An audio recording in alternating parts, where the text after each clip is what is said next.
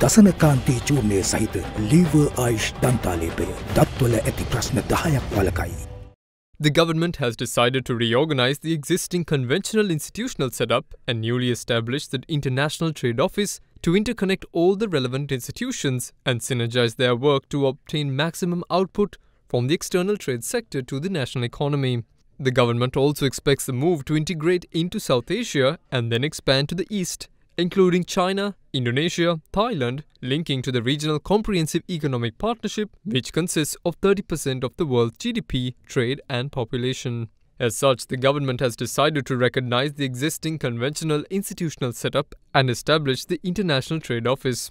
Once the ITO is established through the Act of Parliament, it will be headed by an ambassador of international trade, supported by an eminent group of advisors who has expertise in international trade. The core structure of the institution will consist of designated officers from all the relevant institutions attached to it. As announced in the 2023 budget speech, the ITO will initially be established under the Ministry of Finance and will be amalgamated into the Ministry of Foreign Affairs to implement Sri Lanka's foreign trade development policy across the world with enhanced and effective coordination. Until the establishment of the ITO is fully completed, the core staff of the institution have been built up at the Presidential Secretariat immediately to start functioning.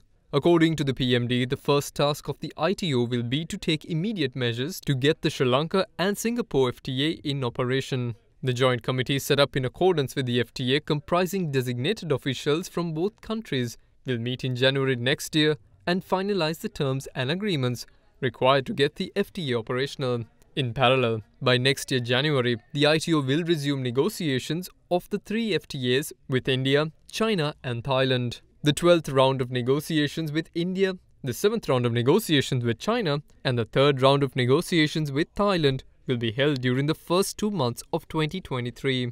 It is planned to complete these negotiations possibly within the next year. Stakeholder consultations will be held with relevant chambers, associations, before and after every round of negotiations in order to make them aware of the status of negotiations, as they are the ultimate beneficiaries of the FTAs with enhanced market access.